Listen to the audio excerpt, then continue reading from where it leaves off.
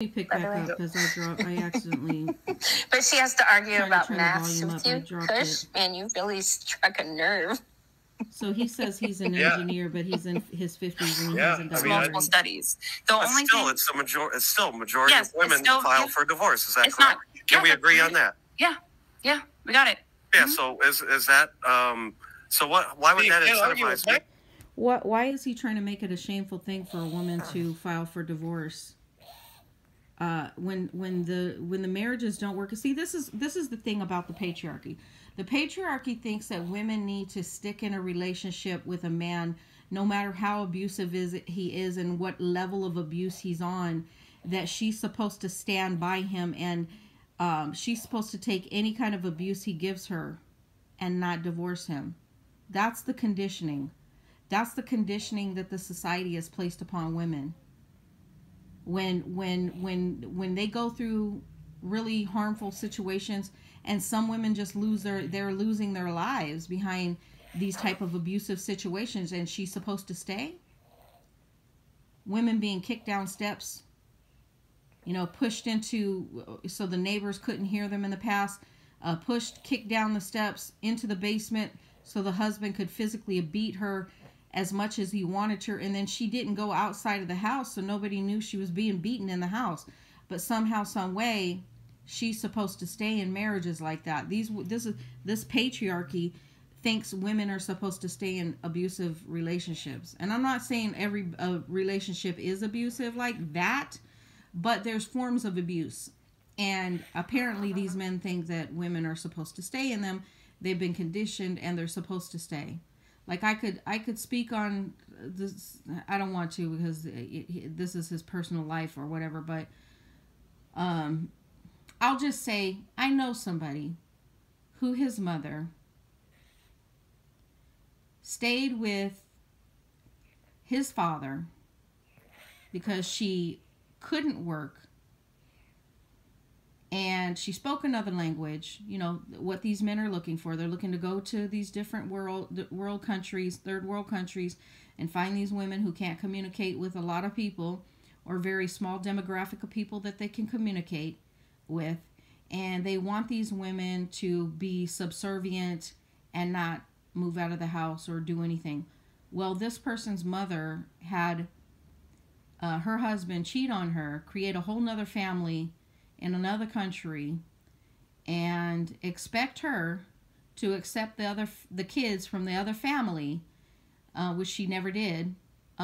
Expect her to be subservient. This man repeatedly cheated on her, repeatedly did her wrong, and she stuck with him until he died. When he died, do you think that she was really, really upset about his death? Do you think she felt like she lost something? Do you think she felt like, oh my God? No. This person told me that his mother felt free. Out of all these years they've been married, she finally felt free. And she's in her 80s, about to pass away. So it took her to get into her 80s to finally feel freedom. Now, does she go outside of the house? No, she's too old for that. She can't enjoy her life the way she could have had she left him when he came back to her with the proposition of another family in another country. But she was in a situation where he was the breadwinner.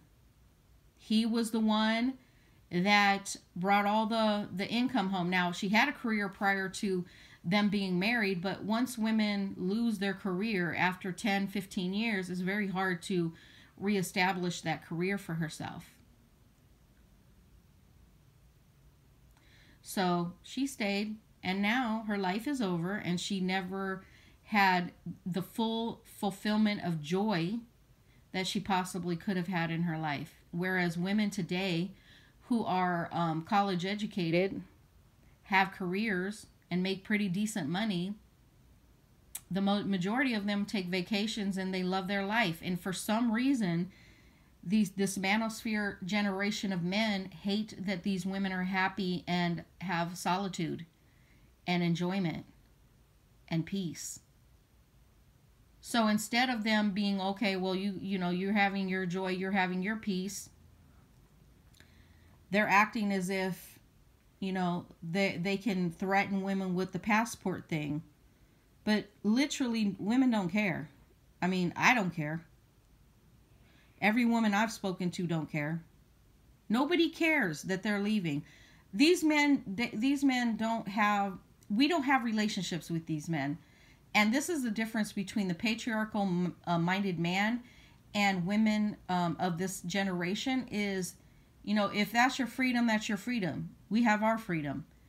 But the patriarchy or the patriarchy can't stand women that they don't know having control over their own lives.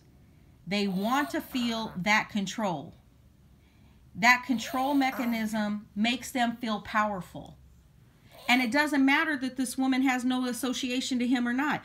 It doesn't matter that this woman has never met this man in her life.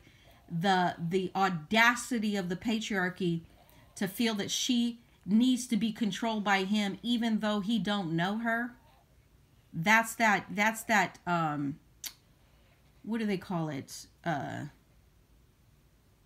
me think. What's the word I'm looking for?